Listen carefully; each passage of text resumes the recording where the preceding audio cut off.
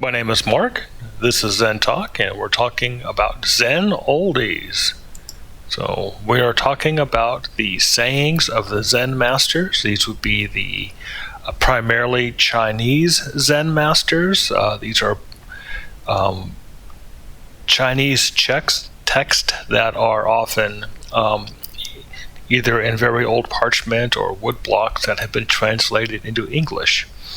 So I just want to start off here to say that many who study Zen are going to the translations of the Old Zen Masters to determine for themselves what Zen is or is not. This leads to a few issues that need to be brought up. First of all, it is the source of the translations that they are using. And there has to be an understanding of the translator of the culture of the time of the writings, and the understanding of the meaning of the words being translated. So the translator has to have both of these well in hand. They have to understand the culture at the time of the writings and understand the meaning of the words being translated at the time of the culture of the writings. Reading the translated materials, we have issues with presentism, which is applying a modern meaning or definition to words from cultures where the words may have shifted or the words mean totally something different than they do now. And also not understanding the context of the materials being read. A lot of these Zen Oldies, these were letters or sermons to particular people or groups. Sometimes they are letters back and forth between a master and disciple based upon other discussions.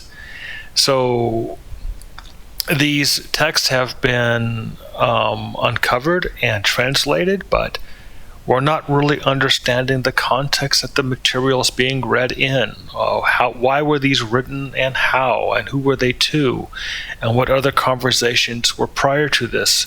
Because sometimes a lot of these translations have what I would call a running joke in them, which is a conversation which is building on a conversation, which is building on a conversation. And if you're not aware of all these conversations, you're kind of not getting the little jokes and the running puns that are very common in these kind of writings. So this leads to a misreading of Zen materials. These are often taken, this is often taken as a confirmation of nihilism, or that there is no Zen path or Zen methodology. And then when a person doesn't really know what the Zen methodology is, or the context of the writings of the Zen Masters, then what ends up happening is that people start throwing up what I would call, Zen tracts, where these Zen Masters can be made to say anything. And you'll see it all the time where somebody will just cut and paste a little bit from a Zen Master's writings here and there and say, see, it says this. And it is a complete, it's sort of what happens when people kind of cut and paste Bible tracts, or they'll quote a little tiny piece of the Bible and say, see, this is what it means, so therefore this. And it is a totally spurious way of having a debate, and that's also a debate out of ignorance as well. So let's go ahead and continue on with looking at the writings of Zen Masters. I am now going to show you an example of how this can be misleading.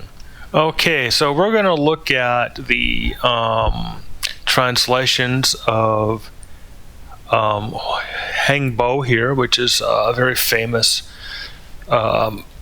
Chinese Zen master, or Zen Oldie as I'll call him.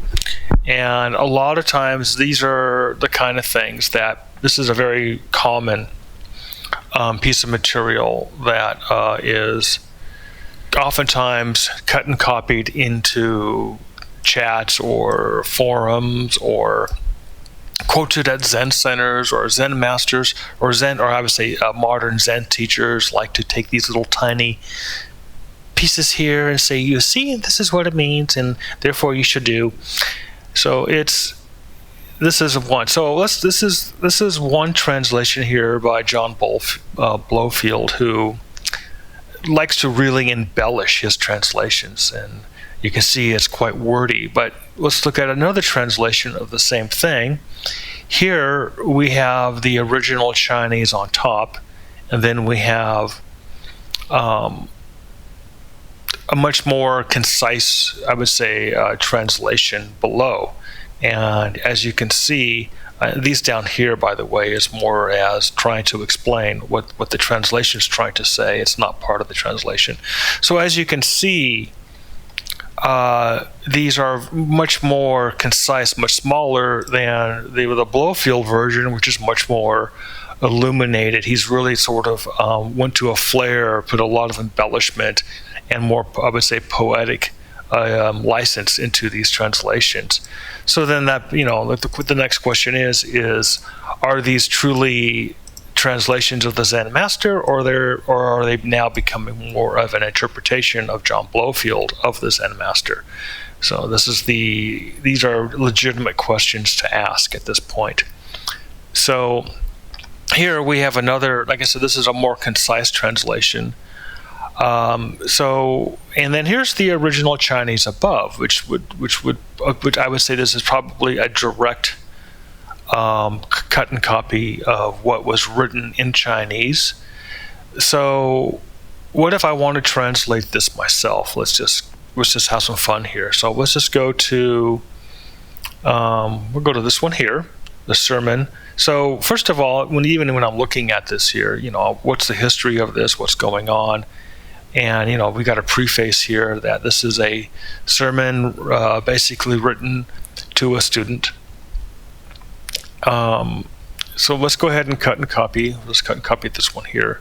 I just want to show you how this works. So we're going to go to this program here. This is called DeepL, which is an AI translator.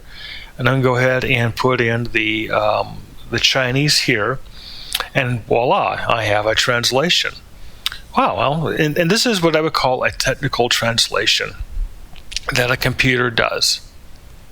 And the computer has no idea that this is a metaphysical text. It has no idea what the context is. It's just a technical translation.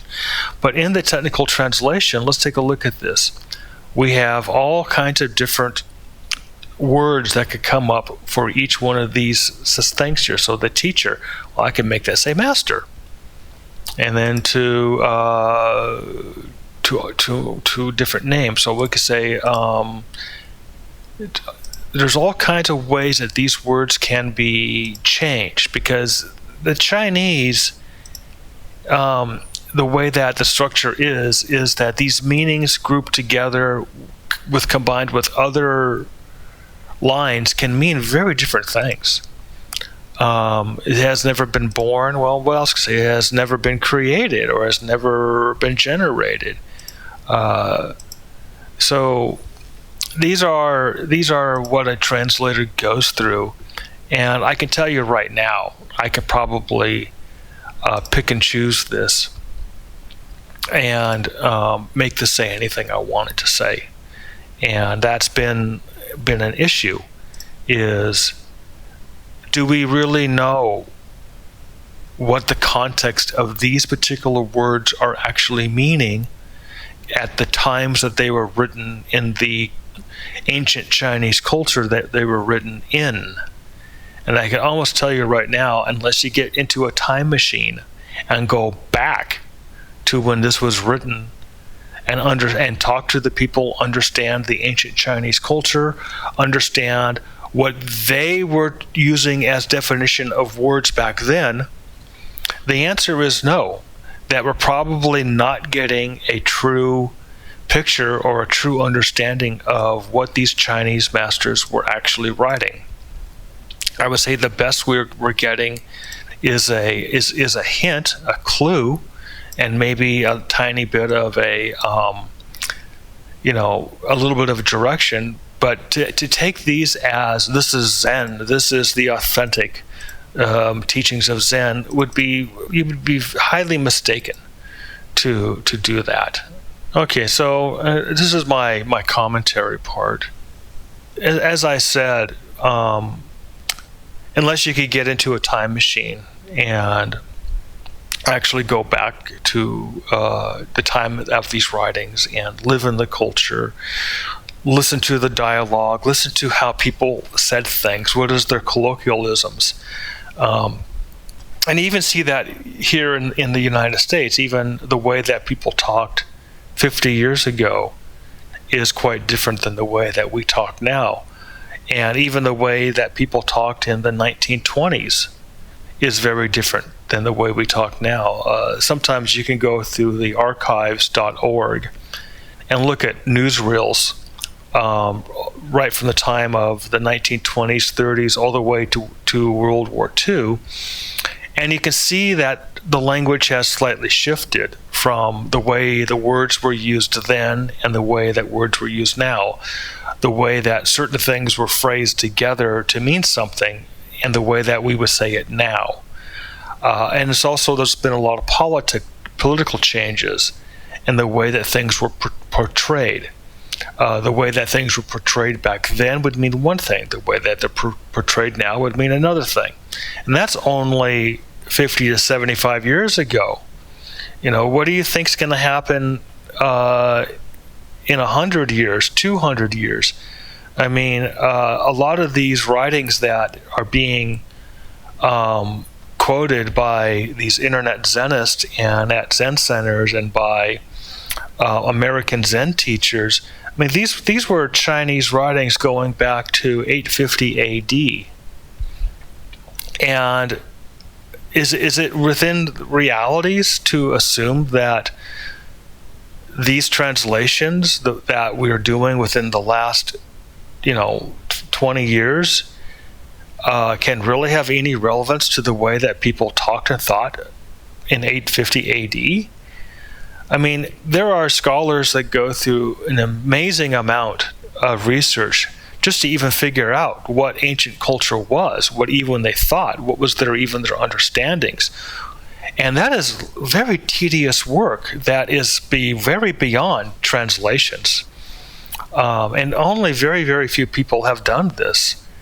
And when you start to look at the way that they talk about the sutras and the way that they talk about the Zen Masters, it's very different than these translations that I'm seeing cut and copied all over the internet and all over the forums and at Zen centers. I mean, I go to a Zen Center website and I look at a sermon, and right out the top it's the Zen teachings of Wuman or the Zen teachings of the Gateless Gate.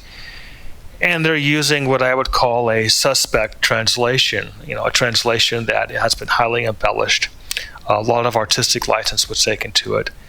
And you then start to suspect. And then, what ends up happening is that the speaker, the person writing the article or giving the lecture, kind of twists and turns that translation in a sense to become anything they want it to be. And this is where I kind of make the accusation that, the Zen teacher, or sometimes even these internet Zenists, they're sticking their hand right up the anus of the old Zen masters and making these guys say whatever they want them to say. And in a sense, it's called stealing the teacher's mouth. That's an old Chinese term for authority. So they're stealing authority by claiming that they understand what these teachers wrote. And any Chinese who studied Buddhism, I mean, in China or would laugh when they see this, because they know what it is. Oh, you're stealing the teacher's mouth. But here in the West, we seem to get lost to that. It's like, oh, well, I guess you went and looked this up, and that's what the teacher said, so therefore that's what it means. We don't ask questions here. We don't look any deeper than that. And so there's an incredible amount of stealing authority within Zen. And I would say just about every single Zen teacher in America is guilty of that. And they probably should come clean. So that is my comment on why we should be wary of quoting these Zen Masters. I know a lot of these guys and gals who do this, who go to these old Zen sutras and these old Zen teachers, and they say, you see, this says that, and they cut and copy it there. I know that they experienced that with Bible tracts, where somebody obviously was cut and copying Bible tracts to them. Well, the Bible says this, the Bible says that, Luke, Mark, John, whatever, said this. And these little tiny phrases that you would see, we call them Bible tracts. And sometimes those can be used in the most malicious way, especially when somebody wants to try to knuckle you down. And again, it's the same thing. It is stealing authority, and in the case of the Christians, it's somebody stealing Jesus's mouth. That's what that would be. It's the same thing. And I know that a lot of these guys that come running to Zen and Buddhism because they got sick and tired of that within Christianity, well, here they are doing the same thing. Now they're doing it in reverse because they think, I got the leg up. I'm going to these Zen Oldies, and I'm going to cut and copy tracts that they wrote, and then say this is what it says, because that was done to them in Christianity. So just beware. Just understand when you see this happening, when somebody is cut and copying tracks here and there, what the game is, and call them out on it. All right, so that's the end of this video. I appreciate your watching. Please remember to like and subscribe.